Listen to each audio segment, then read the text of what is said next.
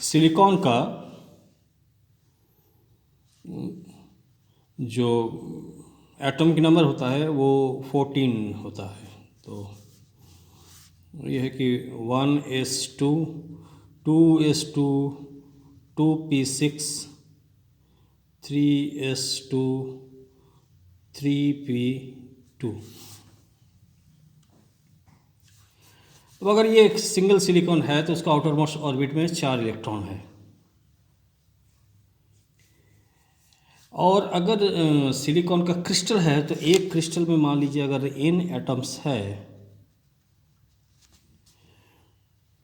तो outer most orbit में उसका 4n इलेक्ट्रॉन्स होंगे।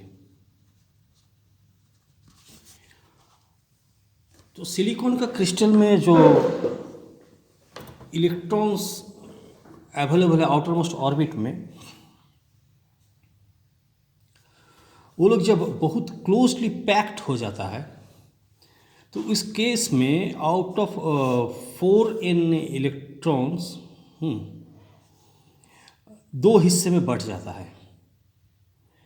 कुछ इलेक्ट्रॉन्स जो है वो सिलिकॉन का बॉन्ड बनाने में काम करते हैं, क्योंकि क्रिस्टल जो है उसमें आपको अच्छा खासा बॉन्ड चाहिए होगा, तो वो बॉन्ड बनाने में काम करता है, बॉन्ड फॉर्मेशन में काम आता है।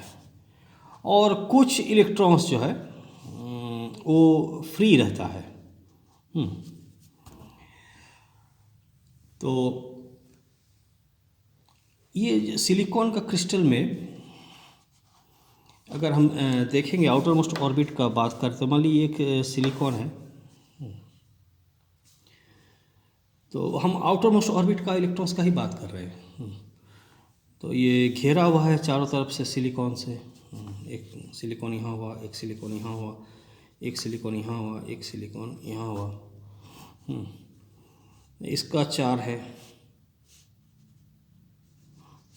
इसका 4 है, और इसका 1 है, इसका 1 है, इसका 1 है, इसका 1 है। इस तरह से लोग ऑक्टेट को पूरा करता है। 2 2 4 2 6 2 8। ये सिलिकॉन है। तो ये जो इलेक्ट्रॉन्स है ये इस तरह से और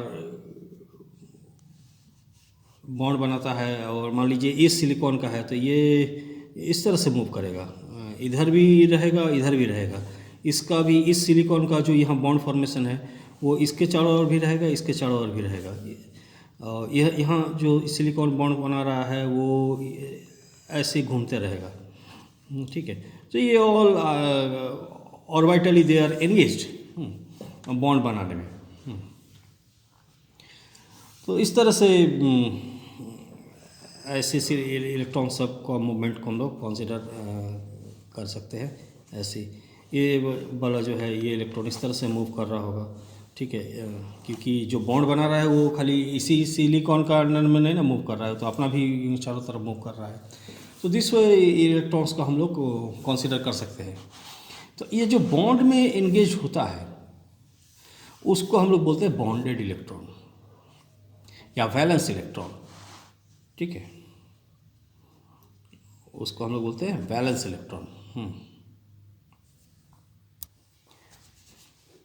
और जो इलेक्ट्रॉन फ्रीली मूव करता है उसको हम लोग बोलते हैं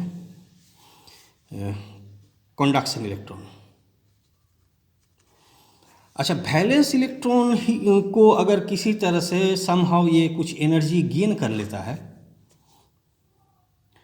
तो वो कंडक्शन इलेक्ट्रॉन बन जाता है, मतलब वो यहाँ पर काम छोड़ के वो बाहर फ्री हो जाता है।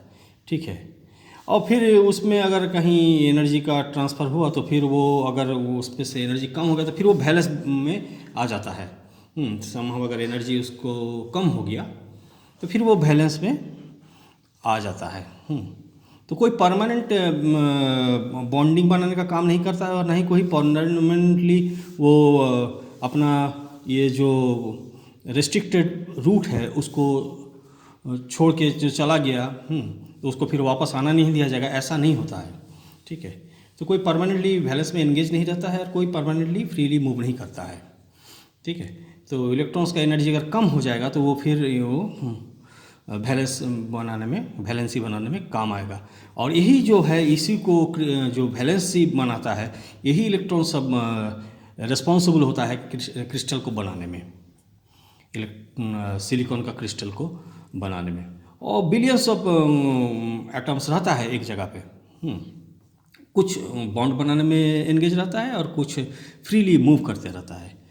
तो एक बात तो तय हो गया कि वैलेंस इलेक्ट्रॉन्स का जो एनर्जी है वो कम होगा, और जो मूव कर रहा, फ्री इलेक्ट्रॉन्स जो मूव कर रहा है, उसका एनर्जी ज़्यादा होगा। ठीक है। तो ये कुछ इलेक्ट्रॉन्स जो है हमारा बॉन्ड फॉर्मेशन में चला जाता है, कुछ इलेक्ट्रॉन्स फ्री हो जाता है। और ये इनको अगर जोड़ेंगे, x + y कर देंगे, इनको अगर जोड़ देंगे तो हमें 4n इलेक्ट्रॉन्स मिलेगा, where n is the number of atoms present in the silicon crystal. अब ये जब बहुत नज़दीक आ जाता है तो इनके पास कुछ x में चला जाता है और 2 हिस्से में बढ़ जाता है। जो हम लोग के एनर्जी बैंड डायग्राम में देखे थे कि ये लोग 2 हिस्से में बढ़ता है। तो कुछ x में चला जाता है, वैलेंस बैंड में जिसको हम लोग बोलते हैं, कुछ x में चला जाता है और कुछ y में चला जाता है। ठीक है। तो ये एक एनर्जी बैंड बनाता है और ये एक एनर्जी बैंड बनाता है। ठीक है। अब देखिए यहाँ पर टोटल तो 4n इलेक्ट्रॉन्स है, लेकिन यहाँ पर पॉसिबल एनर्जी आपका जो लेवल है वो है 8n। तो ये पॉसिबल है, पॉसिबल 8n, क्योंकि सिलिकॉन का बाहर तो 4 इलेक्ट्रॉन है, एक एटॉम अगर कंसीडर करेंगे, लेकिन वो पकड़ कितना सकता है? पकड़ 8 सकता है। तो 8 पकड़ सकता है, तो 8 का अलग अलग एनर्जी लेवल होगा। यानी आपके पास टोटल 8n पॉसिबल जगह है, और टोटल 8n जो जगह है, टोटल 8n आपको एनर्जी लेवल मिलेगा। और यहाँ पर स्पेस है आपको कंडक्शन बैंड में। ये जो नीचे वाला बैंड है इसको कंडक्शन बैंड बोलता है, सॉरी नीचे वाला बैंड जो है वैलेंस बैंड हुआ, जिसका एनर्जी कम है। और इसमें आपको टोटल जो एनर्जी आपको बैंड मिलेगा वो 4n मिलेगा। और ऊपर में भी 4n मिलेगा। ठीक है। तो अगर ये कम्प्लीटली फिल्ड है तो यहाँ पर 0 है, और अगर ये कम्प्लीटली फील्ड है तो ये 0 है। तो इसको कम्प्लीटली फील्ड होने के लिए हमको इसको एनर्जी देना पड़ेगा, तब जाके ये जाएगा ऊपर। तो अगर हम 0 डिग्री केल्विन का बात करते हैं तो 0 डिग्री केल्विन में तो सबका एनर्जी बहुत कम होता है, तो कम होता है तो वो यहीं पर रहेगा वो सब। हाँ, ये एक एक करके ये जो लाइंस देख रहे हैं, ये एक एक एनर्जी बैंड है, एक एक इलेक्ट्रॉन्स का एनर्जी का वो ये है आपका, समझ लीजिए कि वो उसका एनर्जी का स्टेटस है। और टोटल 4n एनर्जी स्टेटस आपको अवेलेबल है। ठीक है। और यहाँ पर भी 4n अवेलेबल है, और ये कॉम्बाइंड मिल के आपको 8n टोटल एनर्जी स्टेटस बनाता है, क्योंकि इसका पॉसिबल है 8n बन सकता है। तो अगर इसमें मान लीजिए 90% फील्ड है तो 10% यहाँ पर होगा इलेक्ट्रॉन्स। ठीक है। तो at a normal temperature, room temperature, अगर जहाँ पर रूम टेम्परेचर का बात अगर करते हैं तो यहाँ पर आपको नियरली 300 केल्विन का टेम्परेचर मिलेगा। तो 300 केल्विन टेम्परेचर काफ़ी टेम्परेचर होता है, और उसमें वो कुछ इलेक्ट्रॉन्स जो है वो यहाँ पर पहुँच जाता है। तो आपको एट रूम टेम्परेचर पर भी यहाँ पर कुछ इलेक्ट्रॉन्स मिलेगा। और इलेक्ट्रॉन्स गया कहाँ से होगा? यहीं से गया होगा।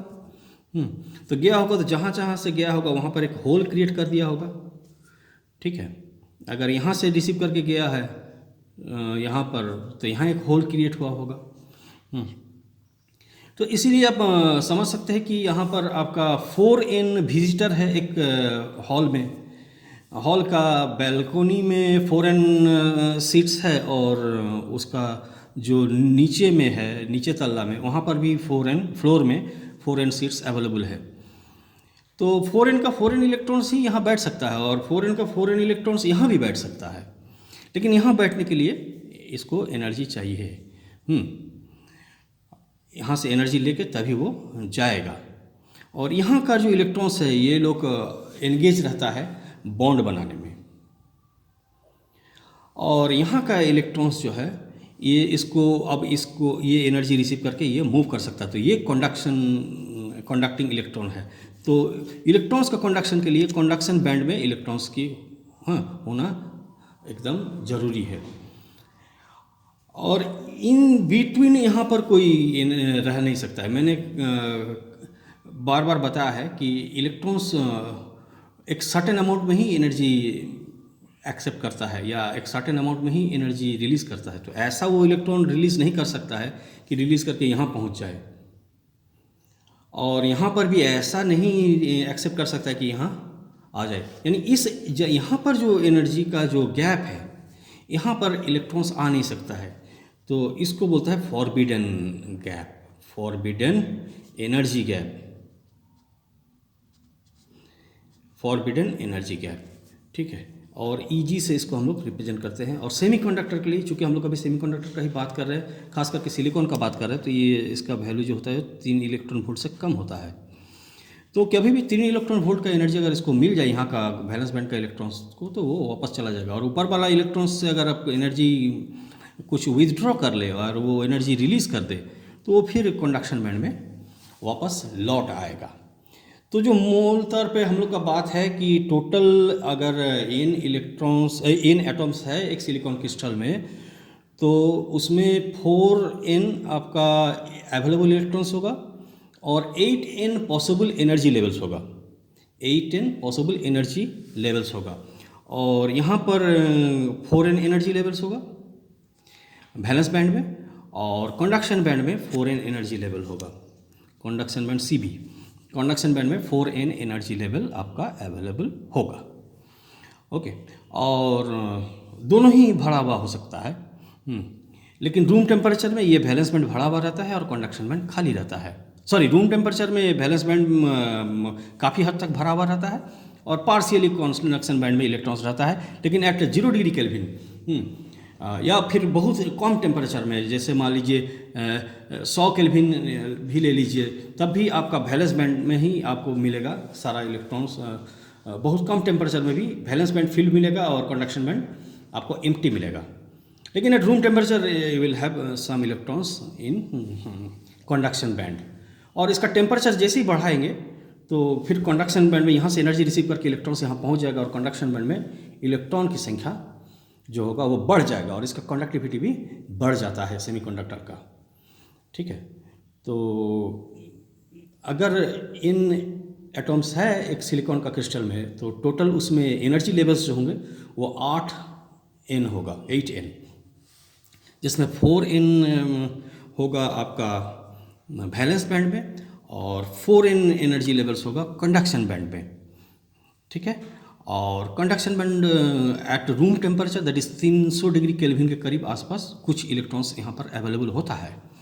ठीक है, और बहुत कम टेम्परेचर अगर ले लेते हैं, अगर हम लोग बहुत माइनस में चले गए, -200 डिग्री सेंटीग्रेड करीब, तो उस समय कंडक्शन बैंड का इलेक्ट्रॉन सब अवेलेबल नहीं होता है। वो इलेक्ट्रॉन्स एनर्जी रिलीज़ करके इलेक्ट्रॉन्स वैलेंस बैंड को कंप्लीट कर देता है। तो क्योंकि टोटल अवेलेबल इलेक्ट्रॉन्स ही है 4n आउटर मोस्ट ऑर्बिट में, तो 4n ऑक्यूपाई कर लेता है वैलेंस बैंड को, और वो सारा ये जो है इलेक्ट्रॉन्स जो है वो क्रिस्टल बनाने में ही एंगेज रहता है। इसीलिए देखिएगा जब ठंडा रहता है तो उसका क्रिस्टल जो है वो थोड़ा सा ज़्यादा सॉलिड हो जाता है, और जैसे गर्म करते हैं तो कोई भी क्रिस्टल को अगर गर्म करते हैं तो वो थोड़ा सा उसमें उतना उसका जो कठोरता है वो कम हो जाता है, उसका जो सॉलिडिटी है वो रिड्यूस कर जाता है टेम्परेचर के साथ साथ। क्योंकि बॉन्ड फॉर्मेशन में जो इलेक्ट्रॉन्स इंगेज रहते थे,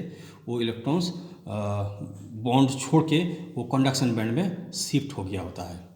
ठीक है, तो ये आपका बैंड का थोड़ा सा आइडिया है, और आगे भी इसको हम बताएंगे अलग अलग सेमीकंडक्टर के लिए, कंडक्टर के लिए, इंसुलेटर के लिए क्या क्या होता है। ओके, सो बढ़िया से पॉज करके इस वीडियो को सुनिए और इसको समझिए।